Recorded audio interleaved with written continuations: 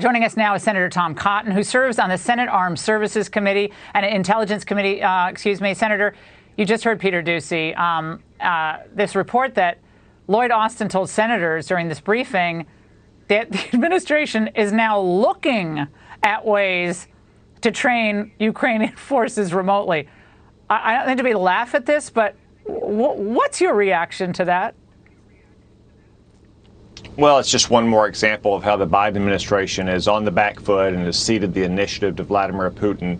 Even more disappointing of what we heard in that phone call is that President Biden has ceded the veto pen to our European allies on the kind of sanctions we impose. You mentioned kicking Russia out of the international banking system known as SWIFT.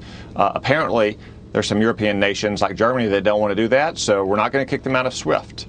Likewise, oil and gas are Russia's two largest exports. Europe is in many cases beholden to Russian oil and gas. Moreover, Joe Biden's reckless energy policies have already driven up the price of oil and gas over the last year. So even he and his administration is admitting they don't want to impose oil and gas sanctions on Russia because they're afraid it's going to add to the inflation they've already created. Well, how about we impose those sanctions, but we lift all those restrictions on the production of American oil and gas so we can start drilling on federal lands again and putting out new leases, so we can reopen the Keystone Pipeline, which would bring more oil into America every day from Canada than we import every day from Russia. That's what we should be doing. Yeah, well, Senator Cotton, to your point, isn't this the moment where you show some flexibility, even if you're a climate change fanatic, show some flexibility and concern for your fellow Americans on this? But John Kerry, frankly, continues to embarrass himself in this country and the world stage with his comments today about what to do next.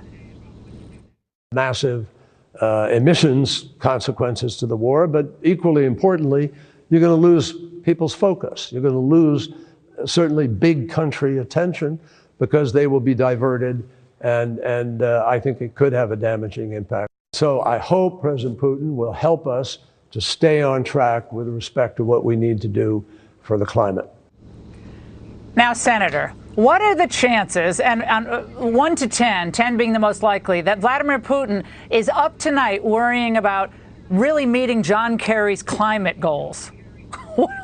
Yeah, it's a number somewhere below zero, Laura. Those are the rantings of a deluded ideologue. Most Americans are not ideological about these matters. They're clear-eyed, they're sober, and they understand that you should not disarm your own energy production when a brutal dictator uses energy as a weapon against our partners and then invades an innocent nation and create some of those scenes that you played earlier of children screaming and families scrambling into subway stations. Most Americans understand it's basic common sense that we want to be able to protect our own energy supply and hopefully supply Europe the energy it needs to get off of Russian energy.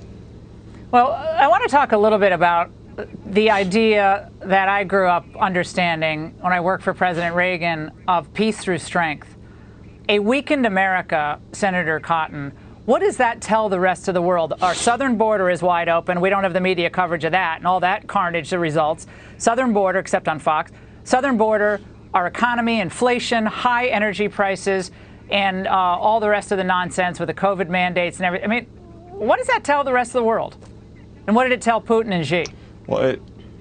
It's told Vladimir Putin over the last 6 months that he can build up 200,000 troops on Ukraine's border and invade. And if we don't bring the hammer down on Vladimir Putin, if we don't turn Russia into a pariah state and isolate them diplomatically and economically and financially, it's going to tell Xi Jinping he can probably do the same thing in Taiwan. After all, he's on the other side of the world. Taiwan doesn't have the same kind of ties to Europe that Ukraine does. His economy is 10 times larger than Russia's.